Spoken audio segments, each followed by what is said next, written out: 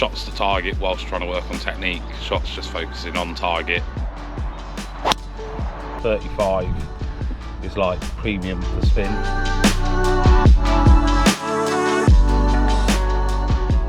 Today I'm heading up to Cumberwell Park to meet up with Steve Surry. It's been a long time since I've seen him. He's been out in South Africa. I got back from South Africa before Christmas, so it's been a few months. We've been going back and forth with a few videos because he is seeing me. That sounds a bit weird. I've been sending him a few swing videos as he's been coaching me for the last 6 months or so. So today going up to see him to have a proper lesson and obviously a catch up and play a few holes. Let's go to Cumberwell. Like kind of software deals, I would say. It's a little par 3 course, little sawgrass replica over here.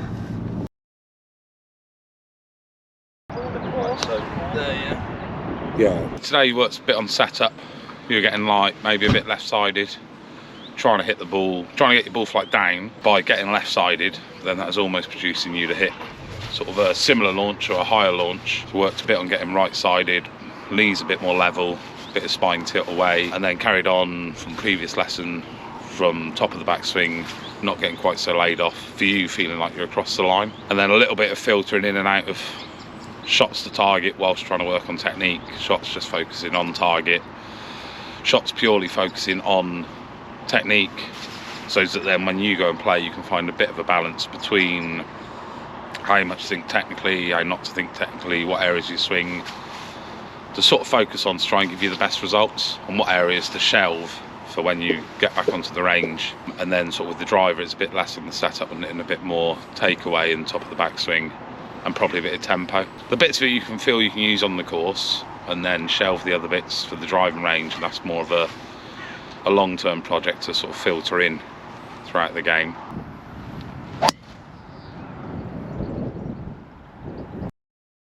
You're not a fan of that, Steve? Not a fan at all, no. You just don't like cart bags, do you? No, not really, but I mean, yeah, it's a bit in between. It's obviously Cobra, so it's very nice. Nice and smooth, mate, that's it. Oh, good swim.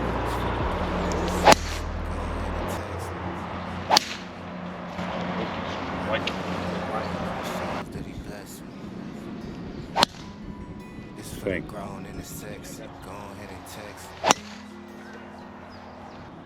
I know the Lord real and it shows that he blessed me. Got the boot too.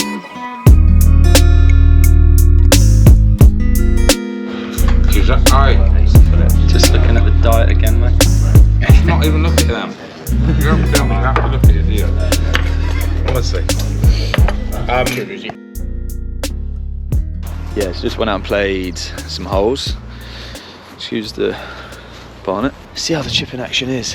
Obviously it's in a very good spot as always. Sent I'm here doing some chipping practice after the game, learning from the best. Smithy.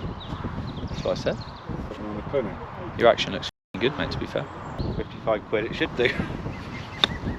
Alright Steve, what's the plan here? Just messing around, getting some numbers, trying to see how you generate more spin, what you need to do. Well, not you, but just all three of us, seeing how you play different shots in different ways, produce different numbers, and then try and see what changes in your technique make to the numbers you produce with like flight and spin. Just have a bit of fun and try and learn a thing or two. It's easy with short game to think, oh, someone gets really shallow, then you actually see their numbers and it's the opposite, but it appears someone's shallow or steeper, whereas the long game is obviously a bit easier to see. Someone's digging a trench, it's like, well, you're probably going to be quite steep, or someone doesn't take a divot at all, you're probably going to be a bit shallow. Whereas with the short game, obviously where you're not taking, say, as excessive a divot and the club's bouncing more, it's a bit harder to see. Yeah, because you're actually square there, your spine's like, the zip on your jacket's vertical. Oh, wow. That sounded nice. Not quite as spinny as the last one. It's like a tiny bit heavy, but that's still like 3, I reckon. 4.2. Yeah, and what you were like once. I've got 999. Yeah, you actually got the emergency services. That's filth. 747-31 launch. Why is it important to play with a lot more spin? Is that because it's more predictable? Yeah, well, it's just that's the nice flight for generating spin and control. Then when if you're hitting one at 3,000, next one at 1,200, it's like, where the hell do you learn to land your shot? If you're not quite tight with your spin and your flight, you then can't pick your landing distance to pick where to land your shot, so then you don't know what your target is. Whereas if you can go on there and get consistent numbers and a feeling that actually when I do this feeling, that does lower my flight and that does increase the spin, or that does increase my flight and knock the spin down, and you learn more about how you react to different feelings and what that produces in different shots. Because how you react might be different to how I react to the same feeling. Yep. And then we start producing different numbers, so you learn a bit about your own identity and sort of DNA in your own short game area. Right, it's now 6:45. That was a long day, but a really good day with Steve. Nice game of golf. And also just to pick up a few more things.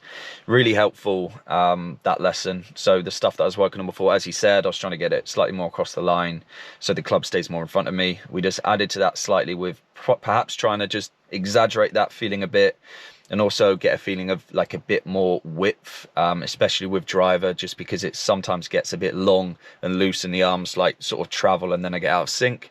So got some stuff to work on over the next few weeks before tournament season.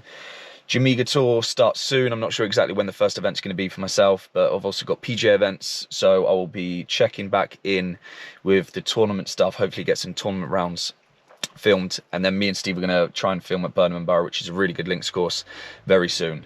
So more course vlogs coming up, some new guests, some really good stuff, so make sure you subscribe and leave it a like and comment on all that stuff, and hope you've enjoyed it, and I will see you soon.